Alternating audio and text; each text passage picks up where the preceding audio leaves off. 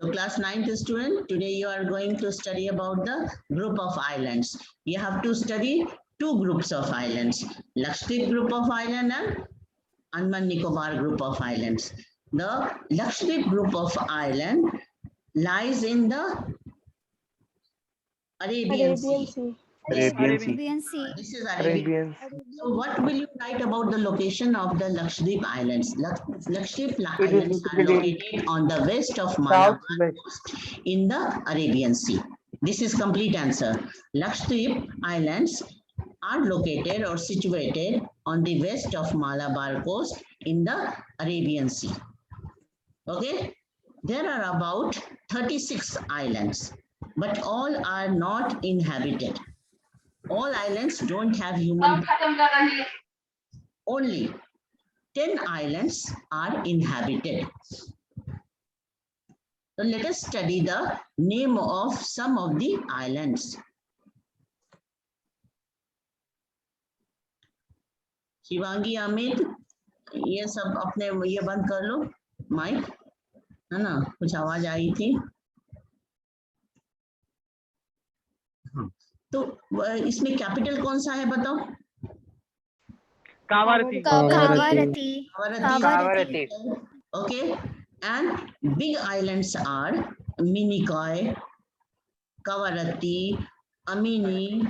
Amini is also known as Amindiv, Androt Island, Cadmat Island, है ना, ये सब बड़े बड़े आइलैंड है जो कि ह्यूमन पॉपुलेशन है यहाँ पर, जैसे Chetlat island, Chetlat island, Kiltan island, Agatti island. Agatti Island is important because it is the only airport of Lakshadweep, right? And Bitra Island is the smallest island. अब ये देखो कि लक्षद्वीप नाम क्यों पड़ा? 100,000 को लक्षद्वीप कहा जाता है, ठीक है ना? तो ये बहुत पौराणिक समय से ये नाम दिया हुआ है लक्षद्वीप. लक्ष मतलब होता है 100,000, मतलब 1,00,000. हाँ, 1,00,000, इसलिए इसको लक्षद्वीप कहा जाता है. अब लक्षद्वीप का फॉर्मेशन कैसे हुआ है, बना है कैसे? तो ये ना कोरल्स डिपॉजिट से बना है. कोरल क्या है? माइक्रो ऑर्गेनिजम्स हैं. Corals are very tiny microscopic organisms. Microscopic organisms. Polyps are the short-lived microorganisms which live in the colonies. Short live मतलब इसका लाइफ बहुत शॉर्ट होता है, फ्यू डेज का होता है, और ये बहुत तेजी से मल्टीप्लाई भी करते हैं, मतलब इनकी संख्या तेजी से बढ़ती है. तो इनका जो स्केलेटन बच जाता है ना, वो माइन्यूट स्केलेटन, और उनके माउथ से जो सिक्रेशन होता है, secretion from the mouth is also converted into lime and it is also solid. तो जितने सारे कोरल्स डिस्ट्रॉय होते जाते हैं उतना ही ये आइलैंड बड़ा होते जाता है, ठीक है ना? तो इसलिए कोरल डिपॉजिट से है बना हुआ है, कोरल आइलैंड होता है. और कोरल एरियाज जो होते हैं ना, बायोलॉजिकली बहुत रिच होते हैं. वर्ल्ड में पूरे जगह में मतलब 25% जो लिविंग ऑर्गेनिज्म होते हैं ना ओशनिक एरिया के, वो कोरल्स में ही रहते हैं. पूरे ओशन में देखें तो ओशन का 25% लिविंग ऑर्गेनिज्म और biodiversity is found in the coral area, ठीक है? So this is all about the Lakshadweep group of island, ठीक है ना? तो यहाँ कोची एक प्लेस है केरला में जो कि इससे नियरेस्ट होता है. तो यहीं से शिप के थ्रू या फ्लाइट के थ्रू आप जाते हैं यहाँ लक्षद्वीप में. तो लक्षद्वीप के सारे आइलैंड्स में नहीं जाया जा सकता है, कुछ आइलैंड पे ही जाने का परमिशन है ना? जैसे ये सब है ना, मिनिकॉय, कवरत्ती, एंड्रॉट, एमिनी, ये अगत्ती, ये सब जा सकते हैं, ठीक है ना? तो यहाँ के पॉपुलेशन भी यहीं के लोग हैं, ये जो मालाबार कोस्ट के लोग हैं ज्यादातर वही लोग इधर रहते हैं, ठीक है? और पॉपुलेशन टोटल देखा जाए तो कोचिंग क्या होता है? 2011 में पॉपुलेशन यहाँ 65,000 था, ठीक है ना? तो चलो अब हम लोग अपने लेसन पे आ जाए.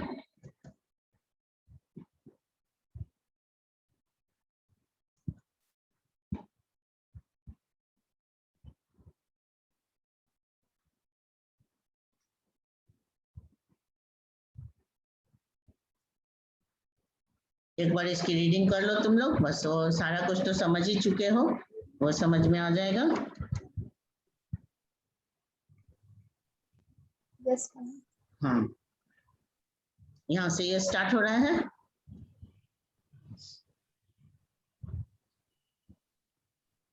You have already seen that India has a vast mainland. Besides this, country has also two groups of islands. Okay, Lakshadweep Islands are lying close to the Malabar coast of Kerala.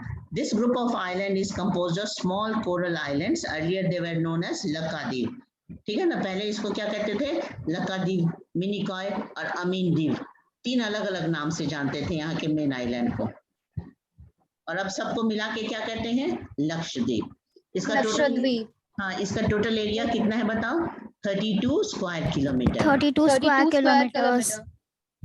जैसे करीब 36 islands हैं, ये यहाँ नहीं लिखा है book में, लेकिन तुम यहाँ पेंसिल से लिख सकते हो। About 36 islands are there in Lakshadweep group and the total area is 32 square kilometres. ठीक है, Kavaratti island is the administrative headquarter, मतलब वो वहाँ का कैपिटल हो गया। ठीक है, यस मैम। और ये है फ्लोरा फाउना की बहुत डाइवर्सिटी है। यहाँ ऐसे कई सारे आइलैंड हैं जहाँ ह्यूमन पॉपुलेशन नहीं है, क्या है, सिर्फ फ्लोरा और फाउना से भरे हुए हैं। The Pitti island which is in uninhabited has a bird sanctuary. Pitli island पे ना वो नहीं है, ह्यूमन पॉपुलेशन नहीं है, और वो एक बर्ड सेंचुरी भी है। ठीक है,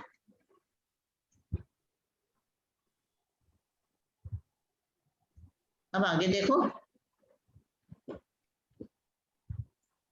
कोरल्स का डिटेल है ना। Coral polyps are short lived microscopic organisms, मतलब खुली आंखों से ये देख नहीं सकते हैं, ये इतने माइन्यूट होते हैं, और ये झुंड में रहते हैं, कॉलोनीज में रहते हैं। They flourish in shallow water, shallow, mud free and warm water, मतलब जहां समुद्र में पानी की गहराई बहुत कम है उसको शैलो कहेंगे। मड फ्री मतलब पानी बिल्कुल साफ होना चाहिए, गंदे पानी में नहीं रहते, मडी वाटर में नहीं रहते। और वार्म वाटर कहने का मतलब है कि सन रेज वहां तक एंटर कर सके, तो पानी कैसा होता है, वार्म होता है। तो ये आइडियल कंडीशन है कोरल्स के फ्लरिश करने का, कि ऐसे में ही कोरल्स बढ़ते हैं।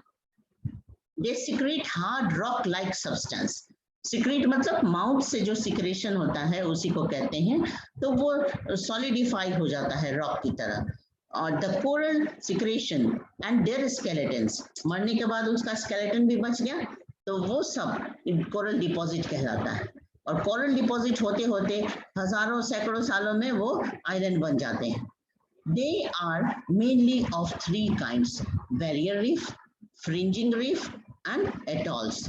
तो देखो बैरियर रीफ ना ऐसे लंबाई में फैला होता है, जैसे तुम ऑस्ट्रेलिया का मैप निकालोगे ना अपने एटलस में, तो ऑस्ट्रेलिया के नॉर्थ वेस्ट में सी में देखना, तो ऐसे लंबाई में कोरल डिपॉजिट है।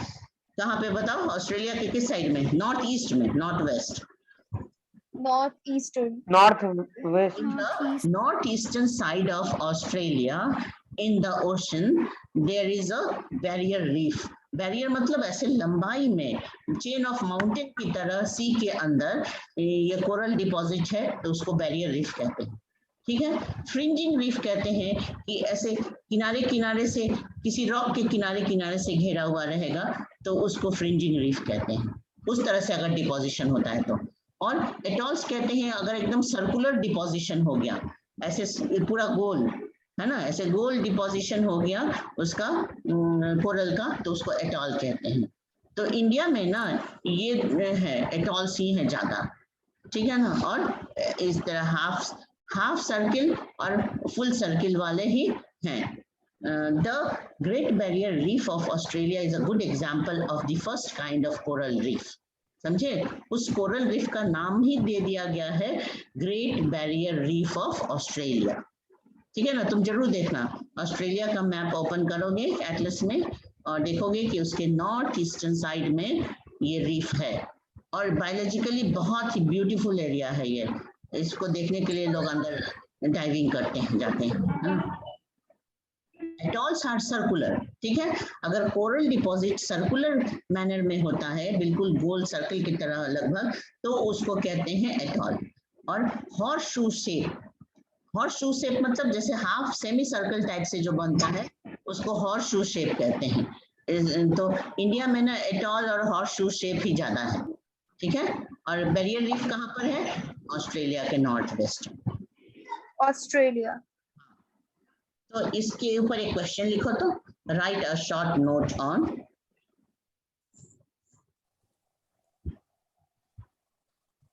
Lakshadweep group of islands. Write a short note on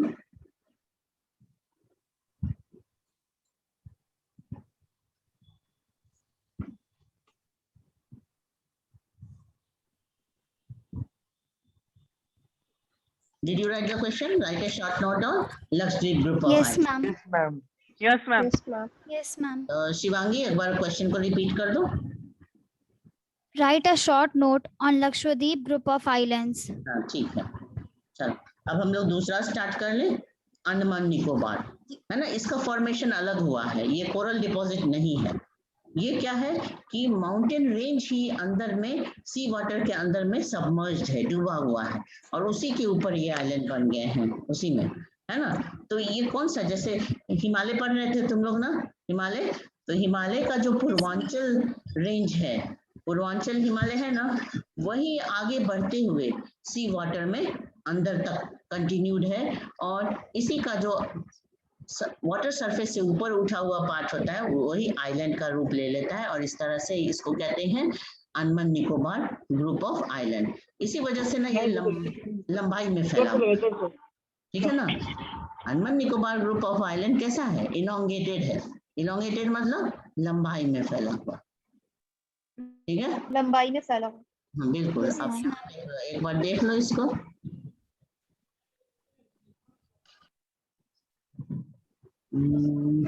इसका मैप देखे हैं कि नहीं? नो, यस,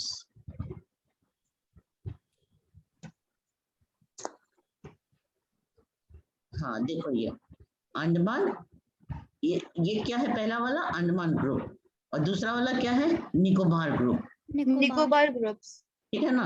अब अंडमान ग्रुप में Yes. तुम एटलस में देखोगे तो ये सेम चीज तुमको मिलेगा कि north Andaman, middle Andaman, lower Andaman, और पोर्ट ब्लेयर इसका कैपिटल हो गया, ठीक है ना। ये जो स्टार से दिखाया हुआ है वो पोर्ट ब्लेयर क्या है? कैपिटल। कैपिटल। इसको एक आइलैंड काफी अलग है इससे, इसको लिटिल अंडमान कहते हैं, और दोनों के बीच में जो गैप है ना, इस गैप को कहते हैं 10 डिग्री चैनल। क्यों? क्योंकि वह 10 डिग्री लैटिट्यूड ऐसे पार करता है, 10 degree latitude, 10 degree north latitude, so it is known as 10 degree channel. यहाँ के सी का क्या नाम है बोलो? 10 degree channel. Indian Ocean. 10 degree channel. Indian Ocean. 10 degree. ये बे ऑफ बंगाल में यहाँ पे क्या कहेंगे? 10 डिग्री चैनल कहेंगे। फिर आगे देखो, निकोबार में ये सारे आइलैंड्स हैं, ठीक है ना। तो यहाँ पे ज्यादा अनइनहैबिटेड आइलैंड है, यहाँ के जो ट्राइबल पीपल रहते हैं वही सिर्फ रहते हैं, बाहर के लोग नहीं जा पाते हैं। इनमें से कई सारे आइलैंड ऐसे हैं, ठीक है ना। तो इसका फॉर्मेशन कैसे हुआ? दो बातें लिखते हैं, पहले लोकेशन कहाँ है और दूसरा फॉर्मेशन क्या कैसे हुआ। तो लोकेशन में आप लिखेंगे कि ये कोरोमंडल कोस्ट, कोरोमंडल कोस्ट मतलब इंडिया का जो ईस्टर्न कोस्ट है ना, ये जो चेन्नई के तरफ तमिलनाडु, Yes, आंध्र ma'am. प्रदेश वाला जो, तमिलनाडु, from उसको Tamil Nadu, Andhra Pradesh and some parts of Odisha. Yes that is known as Coromandel coast. तो उसका रेफरेंस Coromandel Coast. कि Andaman Nicobar group of island lies on the east of Coromandel coast in the bay of Bengal, ठीक है। तो ये इसका location हो गया, ठीक है। और इसमें जो लास्ट आइलैंड है ना, इसी को कहते हैं इंदिरा पॉइंट। ये यहाँ पे नहीं दिखाया हुआ That have been submerged. Yes, इससे भी थोड़ा साउथ में एक और छोटा आइलैंड है जिसको कहते हैं Indira point. It was submerged during 2004 of tsunami, okay. Tsunami. Again it re Yes, emerge ma'am. After some months, है ना। फिर वाटर लेवल कम हुआ तो वो फिर से बाहर आ गया। तो आज इसी के बारे में हम लोग पढ़ते हैं, अंडमान निकोबार के बारे मैम में। वाटर लेवल बढ़ ना गया? हाँ क्या बताओ? वाटर लेवल घटा है ना, तब तो वो बाहर आया।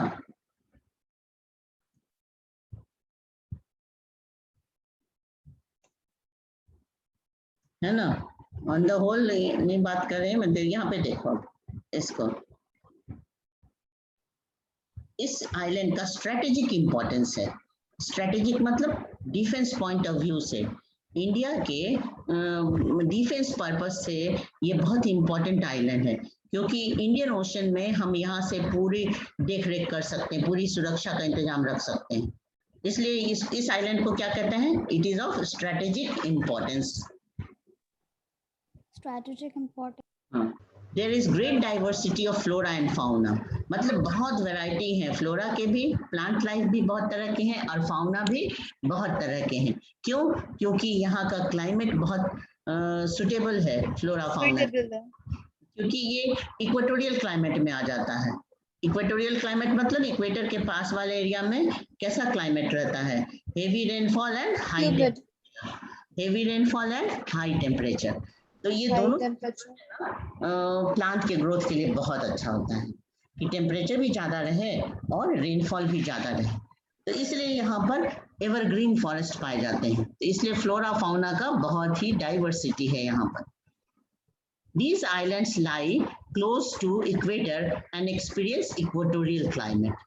इक्वेटोरियल क्लाइमेट उसी क्लाइमेट को कहते हैं जो इक्वेटर के आसपास मिलता है। मतलब इक्वेटर कितना डिग्री होता है बताओ? 0 degree. 0 degree. 0 degree. तो 0 डिग्री से 10 डिग्री नॉर्थ और 10 डिग्री साउथ, ठीक है ना? ये दोनों तरफ उस बेल्ट में कौन सा क्लाइमेट मिलता है? Equatorial climate. Equatorial climate. Equatorial climate का कैरेक्टरिस्टिक ये है कि यहाँ पे कोई चेंज ऑफ सीजन नहीं होता है। जैसे हम लोग के मॉनसून क्लाइमेट में है ना कि अभी रेनी सीजन है, फिर विंटर सीजन आएगा, फिर समर सीजन आएगा, ऐसे करके ना यहाँ पे कोई चेंज ऑफ सीजन नहीं होता है। यहाँ सालों भर एक ही तरह का वेदर कंडीशन रहता है, एक ही तरह का क्लाइमेट रहता है। और वेदर कंडीशन क्या रहता है? रोज सुबह से बहुत तेज गर्मी पड़ती है और दोपहर होते होते खूब बारिश होती है, बारिश होती है। हेवी रेनफॉल, एकदम सुबह अर्ली मॉर्निंग से ही इतना टेम्परेचर ज्यादा रहता है कि इवेपोरेशन बहुत फास्ट होता है। और evaporation, High temperature and heavy rainfall. हाँ, तो फास्ट इवेपोरेशन होने से क्या होता है कि जो क्लाउड्स का फॉर्मेशन है वो भी फास्ट होता है। बहुत जल्दी होता है। इवेपोरेशन, कंडेंसेशन और प्रेसिपिटेशन तीनों बहुत होता है यहाँ पर। तो इसलिए हर दोपहर में मतलब करीब 1 से 2 बजे के बाद से हेवी रेनफॉल रोज होता है। तो रोज एक ही तरह का क्लाइमेटिक कंडीशन है, high temperature and heavy rainfall, so it is full of thick forest, ठीक है ना? तो इसका जरा फर्स्ट पैराग्राफ एक बार पढ़ दो तो, अभी अंडमान निकोबार शुरू से पढ़ लो तो यहाँ से।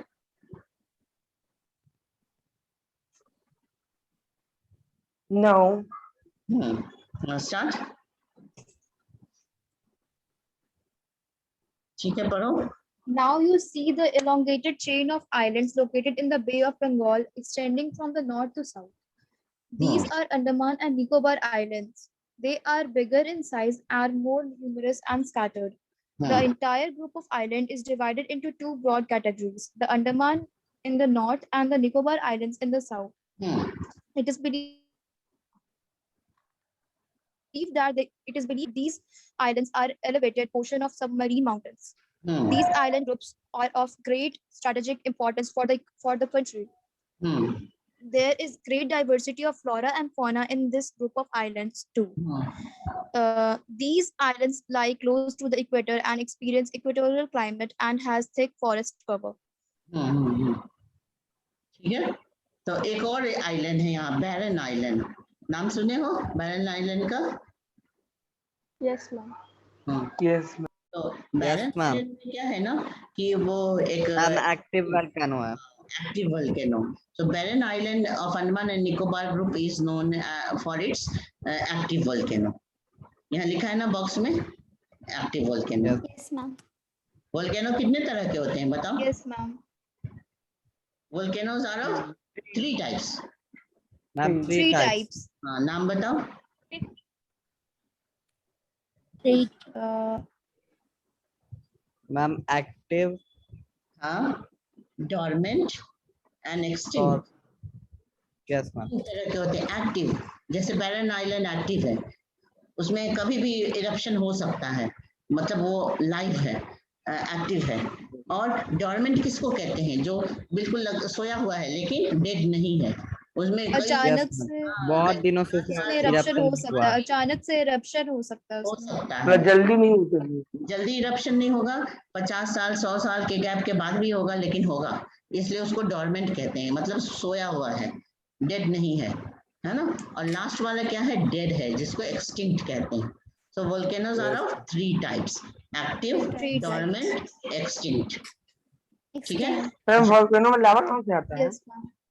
वोल्केनो के अंदर से जो मटेरियल बाहर निकलता है उसको लावा कहते हैं, ठीक है ना। उसमें इंटीरियर अर्थ से मैग्मा जो है वही बाहर की तरफ निकलता है, और यस मैम, और जब मैम वो बाहर आ जाता है तो उसको लावा कहते हैं, हाँ, मैग्मा को। अंदर में भी उसको ऐसे लिक्विड मैग्मा को भी लावा ही कहते हैं, और बाहर निकल गया तो वो बाहर डिपॉजिट हो जाता है, माउंटेन का शेप ले लेता है, कोनिकल शेप यस में हो मैम, जाता रॉक।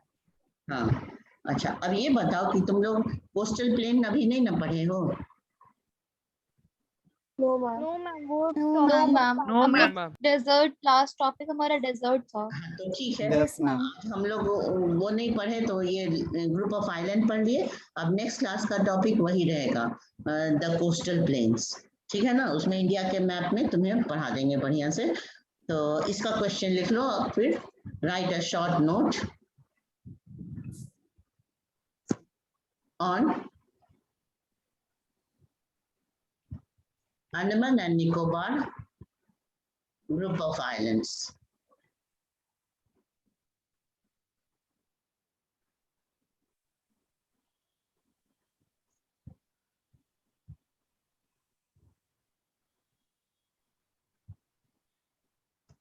Yes ma'am. Hmm.